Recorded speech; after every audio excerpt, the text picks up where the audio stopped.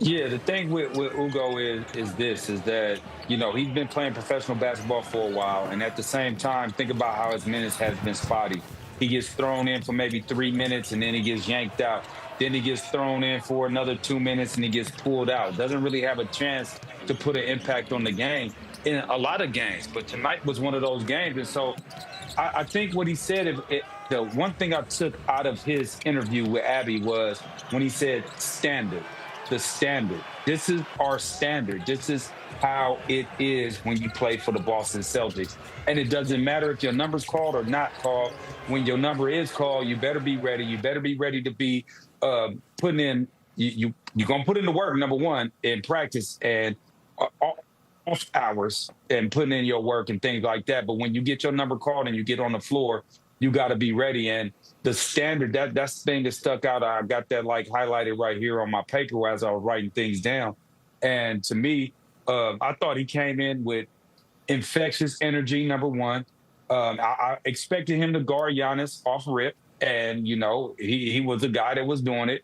And to me, that's when you have to guard somebody like that, a LeBron, a Luka, or anybody like that, you have to be locked in, or otherwise you're going to get killed. You know what I mean? We all know. And then before you know it, you look up and you got 18 points, 16 rebounds because you've been playing great defense. You've been you getting shots, and the energy and the basketball gods are rewarding you. But let me say this.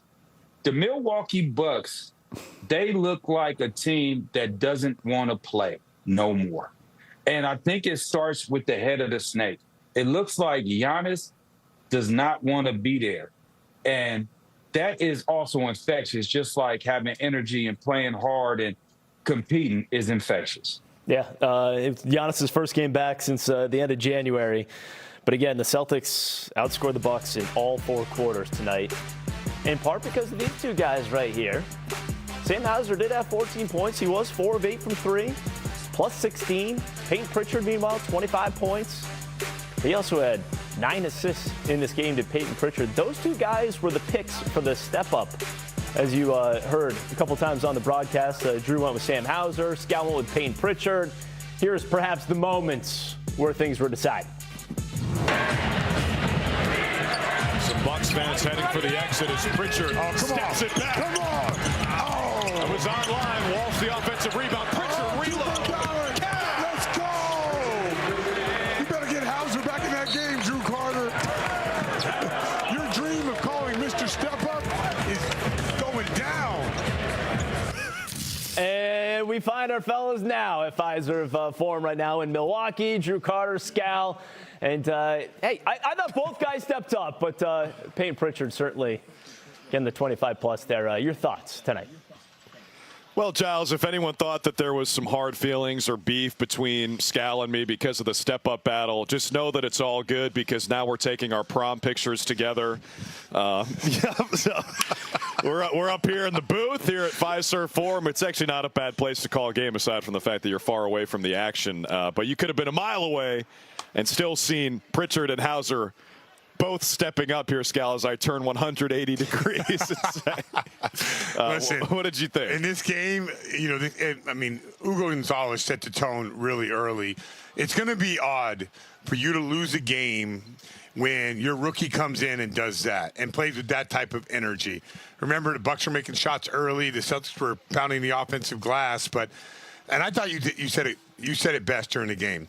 The Celtics might have the highest floor in the entire NBA. And I think the reason is because obviously the three-point shot can balance out a lot of bad play, but they also guard. They switch. Everybody can rebound. And so when you have that and they're wringing out every ounce of talent and you're trying to really go at each margin, it makes a massive difference. And tonight was an example of that. I didn't think the Bucks played bad for a half, but the Celtics were up by 20, and it's because they made every small play. And Joe and Ugo said it, he has a high standard here, and everyone is adhering to that. I think what illustrates that point better than anything is when the Celtics shoot league average or better from three-point range, so 36% or better, they're 28-2. Yeah. They almost never lose. So if that part of the game is equal, the Celtics usually win because they, like you said, they squeeze every ounce of talent out of this roster. I mean, the Celtics have the second best net rating in the league this season. Just look at the top 5. Look at the teams and the roster specifically in the front court and on the wings of those rosters and compare them to the Celtics. In terms of known commodities coming into the season, there's no argument. The Celtics are doing the most with their talent this season. This might be like an unprecedented territory from what they're getting. So we have to understand, they cut $380 million. They saved that amount of money. And Tatum is making 54, and he hasn't even played a single minute yet. So, this is unprecedented to have this many guys who were, quote-unquote, sort of not rotational players last year to come in and be winning, impactful players. That is not happening in the NBA. Go look at any good team that loses a bunch of good players.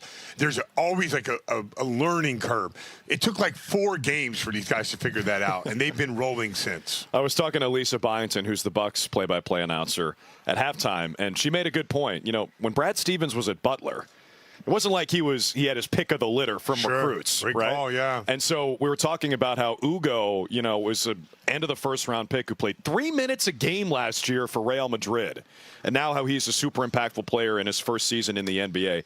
She brought that up, and I thought that was a good point. But of course, it's not just Brad. You got to talk about everyone in the front office, everyone on the player development staff, everyone on the coaching staff, and everyone on the training staff, especially the guys who moonlight as rugby players for Team USA when they're not even really American, they're really Australian. Yeah, That's pretty amazing. I mean, there's so many good things going. I think you got to give the TV people credit too.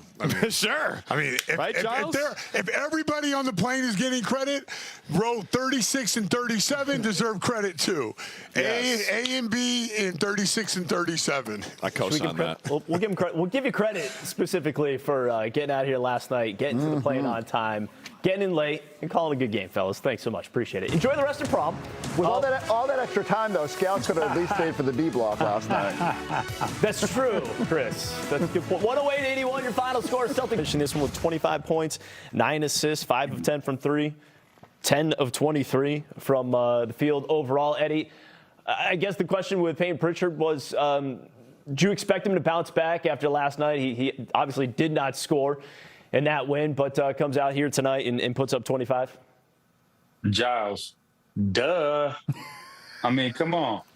There's no way that we think that he's going to have 0 points the night before and come out. Even he had back-to-back games where he didn't play particularly well. Right. So he was coming out and being like, hey, man, you know what? I have to be on point. So he was in the gym. He was working on his stuff, probably getting there early, making sure that he's doing his same regimen, his same routine, and things like that.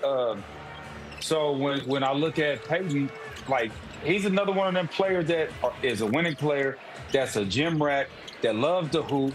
And so, no, I'm not surprised that he bounced back like this. I'd have been surprised if he had another bad game. It tells you something when Scal said I think he was joking when he said that Payton Pritchard. I could not be sure. Right, that's how much of a lunatic Pritchard is. I can't tell if he actually left the plane at 4 a.m. and went to the gym, or if he actually went to the hotel and got some sleep. But yeah, look, I think it was a fair conversation, right? Pritchard was so good when he first went to that bench role, piling up 24-point game, plus-point games in the first 6, more than anyone else in the league at that point. And then he went through this weird stretch here where it just didn't look like himself. Looked a little passive last night. He wasn't attacking the way he normally does, getting to his spots. And so it was nice to see tonight, even just the higher volume of shots. He was aggressive without Jalen out there and found a way to leave an imprint on this game. Got to get him back to feeling like himself. I don't know what it was in that little stretch, but tonight looked a lot more like the Pritchard that we know. Yeah, completely different than what we saw in the win last night against Philadelphia. But again, Payton Pritchard with 25 points to lead all scorers in this one. All right, time now to hear from head coach Joe Mazzulla. The coach's press conference is presented by Amica Insurance, the exclusive auto, home, and life insurance partner of the Boston Celtics. Here's Joe back in Milwaukee. It seems like everything with the decisions that you left Mimi and Jalen at home, bringing a team that, here on the difficult back-to-back, and then Ugo comes in with career highs, Payton responded. It just seems like all the decisions, all the things. Have you instilled that in this group? And I know you talked about their competitive character, but how do you bring that out of them every night? I mean, I think, like I said, it's just them. I think Brad does a great job. Just finding guys that have high competitive character, and I think when you come into the locker room, you want to play for the guy next to you. And then you're looking for nights to create ownership and responsibility. And kind of Vooch said that when he got here. We'll start Amari, we'll start Ron. We want to validate work ethic. We want to validate the process by trusting all 12, 13, 14, 15 guys that are in the game. And when you can validate that through playing time and execution and development, I think you just kind of have that. So, it starts at the front office, and then it ends in the locker room with the guys, and then you're just looking for ways to validate, the process of kind of what you do. What kind of calming presence is Derrick White? Is he on nights like tonight? Yeah, he was good. I mean, they started to make a little bit of a run at the end of the third quarter with 3 minutes to go, and kind of went back with him a little earlier than I wanted to. But because of what you're saying, just his ability to either take care of the ball or get the ball where it needs to go. I thought that stretch was important, and so bringing him back in at the end of the third, I kind of thought he managed the rest of the game for us there. And then Peyton coming off a bit of an off night for him, but yeah, never had 2 of those in a row. No, I mean, I think that's again, like he's not just defined by scoring. So you look at this box score, and this looks like a Peyton box score. But like I said, he's been guarding the other team's best shooter from time and has locked those guys down. He's had nights of rebounding, and so even the other night, just because you're not playing well doesn't mean it's defined as a good game or not a bad game. We need him in the game, and we need him to do things for us to win. Tonight you saw the scoring version of him, and then again you saw the ability to quote unquote bounce back. But he can handle the ebbs and flows, and you kind of saw that with his effort tonight. And then I have one more. Gary, sorry. You always talk about the response coming off that Nets game with the best offensive performance in history, and then you guys beat the Sixers and come out here and do this again tonight.